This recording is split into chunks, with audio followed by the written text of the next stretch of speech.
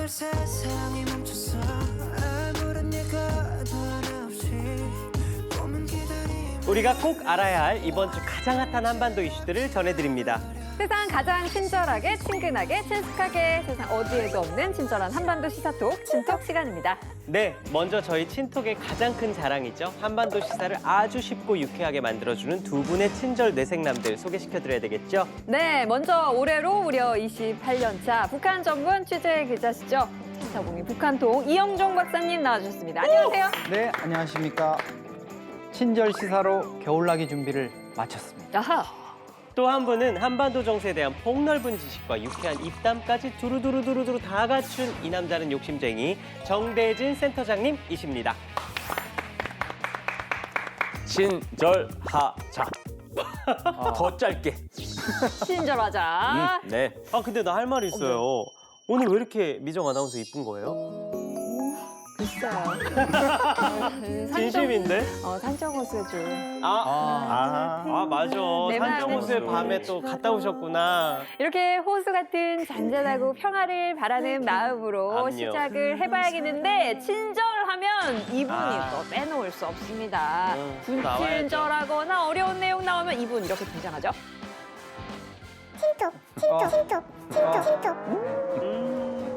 여기 산정호수 좀 한번 데려가 줘. 자. 거기 넣어서 안 건져오고 싶어. 친톡. 오늘도 긴장감 챙기고 유쾌하게 시작해 볼게요. 네, 이번 주 주제는 어떤 분이? 대진. 오.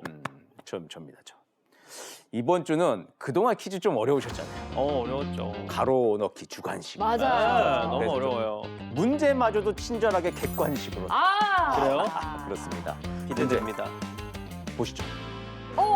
오. 이중 북한 방역 수칙을 위반한 것으로 간주돼서 처벌을 받은 주민은 1번.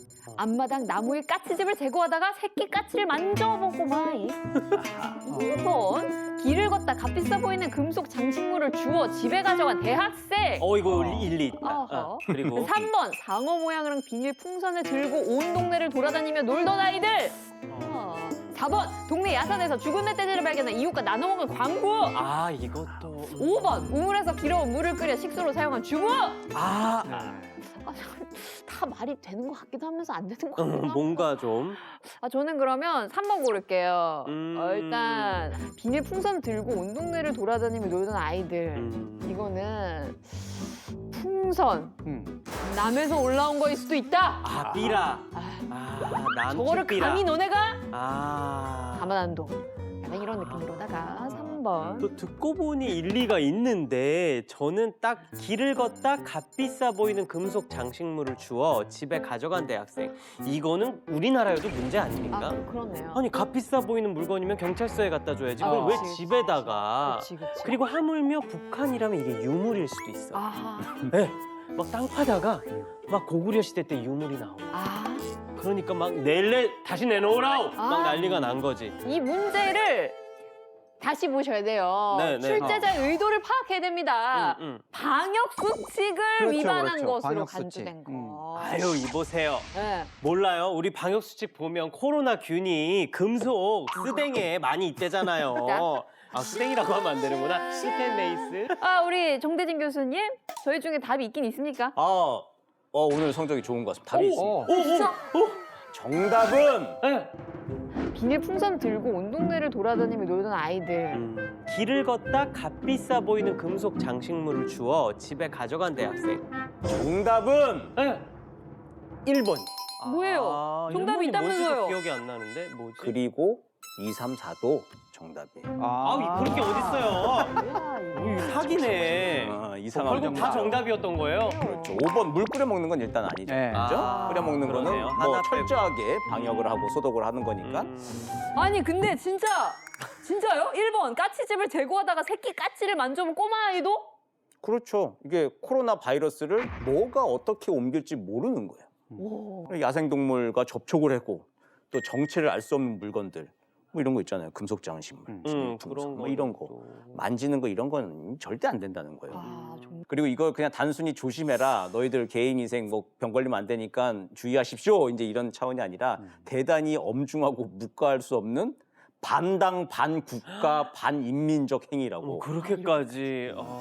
체제가 완전히 이제 코로나 바이러스의 모기장만한 구멍이라도 뚫리면은 와야 될 수 있다고 네. 아주 심각하게 지금 받아들이고 네. 있는 거를 보여주는 거죠. 아니 근데 저 좀 궁금한 게 네. 의학적으로 과학적으로 뭐 1번부터 지금 4번까지의 행동들을 하면 코로나19에 감염될 수가 있는 거예요? 모르죠. 그리고 또 상식적으로 보면 아닌 것 같잖아요. 아, 그렇죠. 근데 이게 지금 방역 체계라고 하는 게 흐트러지는 거 자체를 조그만한 틈도 용납을 못 하는 거예요. 그러니까 의학적으로 증명되고 안 되고 중요한 게 아니라 이게 비과학적이고 비상식적으로 보여도 그냥 일단은 하지 마. 그리고 이것 때문에 사실은 또 이렇게 주민들 이렇게 긴장감 조성하고 결속하는 것들도 있고 그것 때문에 북한에서는 지금 코로나 미신이라고 코로나 표현까지 미신이요? 나온다고 합니다. 여태 못 심조어구나. 살겠다. 아니 실제로 이 겨울이 되면서 북한이 더 강력하게 겨울철 코로나19 방역 지침을 시행하고 있는 것 같아요. 내리는 눈을 통해서도 감염이 된다. 이런 건데 맞아요. 사실 저번에 상당히 이제 말씀하셨죠. 비과학적인 거거든요.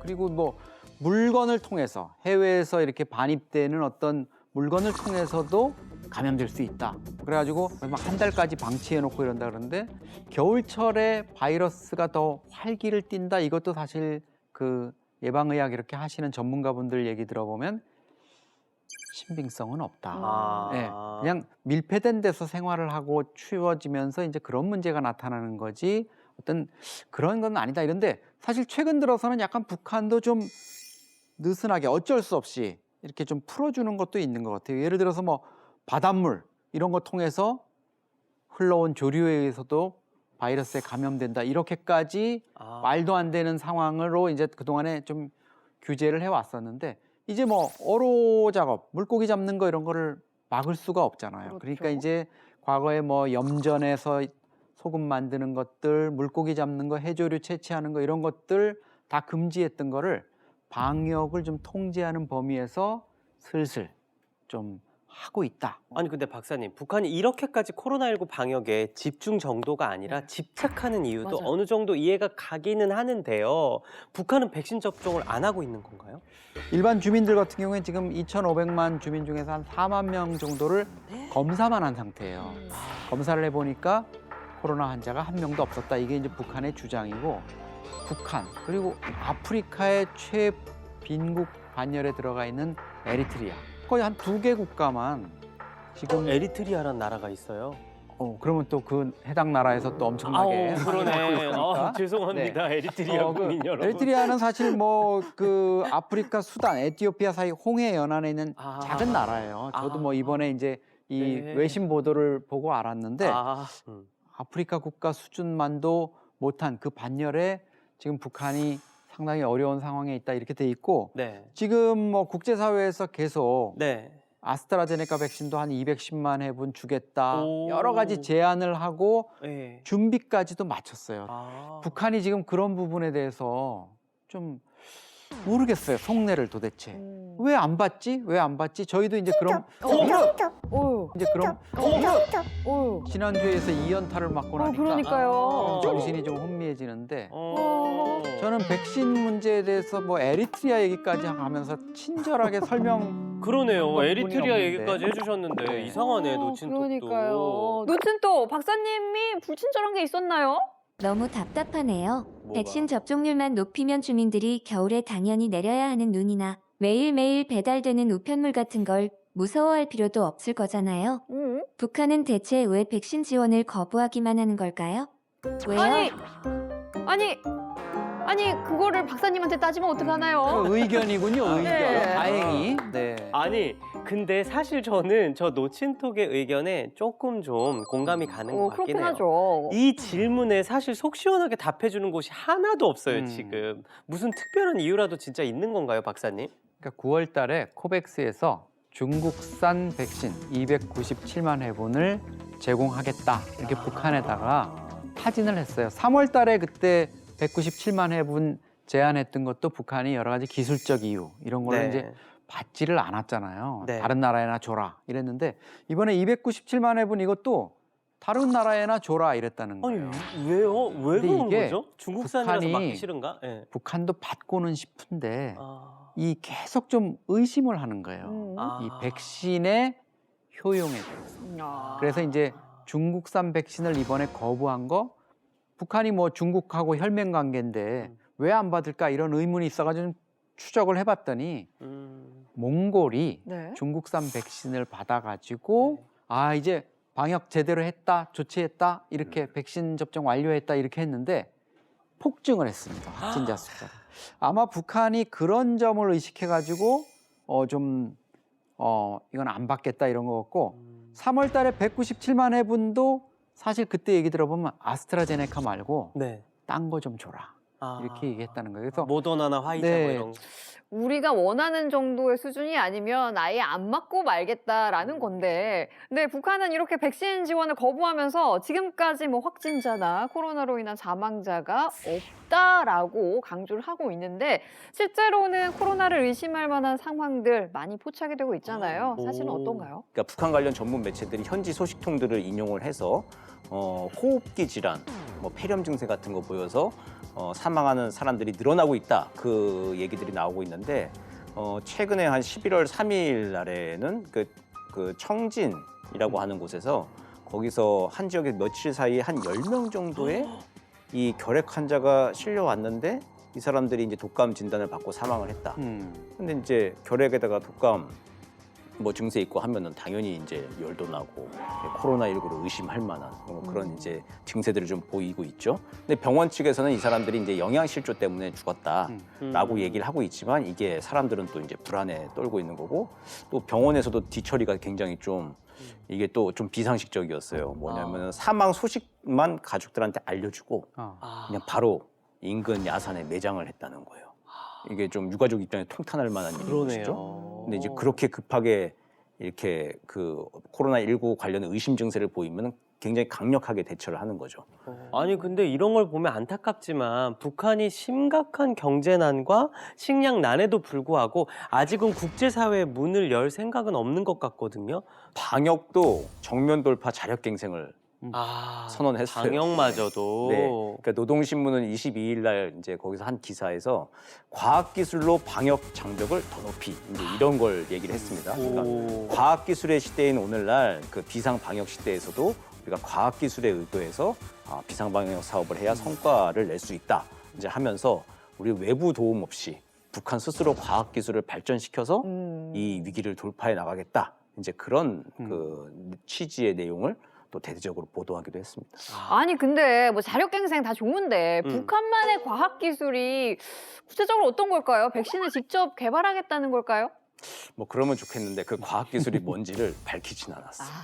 뭔지는 모르겠지만 하여간 뭐 이렇게 폐쇄적인 북한의 코로나19 방역 체계로 인해서 가장 실질적인 고통을 겪고 있는 건 북한 주민들이 아닐까라는 생각이 드는데 더 강력해진 겨울철 방역 지침, 북한 주민들의 일상생활은 좀 어떤 변화가 생겼을까요? 겨울이 되면서 이제 고비를 더 죄는 거는 지금 뭐 틀림없는 상황이고요. 역시 북한 주민들의 민생을 좀 최소한으로 보장해두던 산소호흡기라고 여겨지던 장마당 여기에 대한 통제를 강화한 게 사실 제일 힘들죠. 예. 그러니까 장마당 운영 시간을 줄인다던가 아니면 장마당에 뭐 사람들이 모여서 어쨌든 있으니까 이런 것들을 거리두기 한다는 명분으로 이제 좀 하는데 거기에 대한 어떤 손실에 대한 뭐 보상이라든가 뭐 이런 것들이라는 건 북한 체제에선 사실 좀 상상하기 힘든 점이 있잖아요. 그리고 그러다 보니까 이제 북중 접경 지역을 통해서 뭐 밀무역이다 이런 걸 통해 가지고 뭐가 반입되고 이래야 되는데 그마저도 지금 상당히 이제 코로나 이후로 통제를 하고 있습니다. 올 겨울이 아마 북한 주민들한테는 그 어느 때보다도 좀 고단할 것 같습니다. 가장 추울 때 말이죠. 네. 아니 오늘 이야기를 쭉 듣다 보니까 이게 근본적인 궁금증이 생겼어요. 뭘까요? 나 너무 궁금해요. 아니 김정은 위원장이 생각하는 봉쇄를 풀고 문을 열기에 가장 좋은 때 도대체 언제일까요? 설마 코로나19가 완전히 사라진 시대는 아니겠죠? 그러려면 끝이 안 보일 것 같은데. 아, 그러니까요. 네. 우리 역시 같은 생각을 한다니까. 우리는 단계적인 일상 회복을 통해서 그야말로 조금씩 천천히 예전의 일상들을 찾아가고 있는데요. 물론 뭐 그로 인한 부작용이 아예 없는 건 아니지만 그렇죠. 또 마치 백신을 맞는 것처럼 직접 부작용들을 경험하고 또 우리 스스로 극복해 나가면서 코로나19라는 세상 초유의 질병을 단단한 방어력을 좀 만들어내고 있습니다. 북한도 이제는요, 문 밖의 현실을 받아들이고 한 걸음 한 걸음 나아가야 할 때가 아닌가 싶은데 오늘도 동의하신다면 몸속의 면역력 수치만큼 소리 질러! 빛나고 꽃이 피고 바람 살랑이면은 우린 다시 돌아갈 수 있다고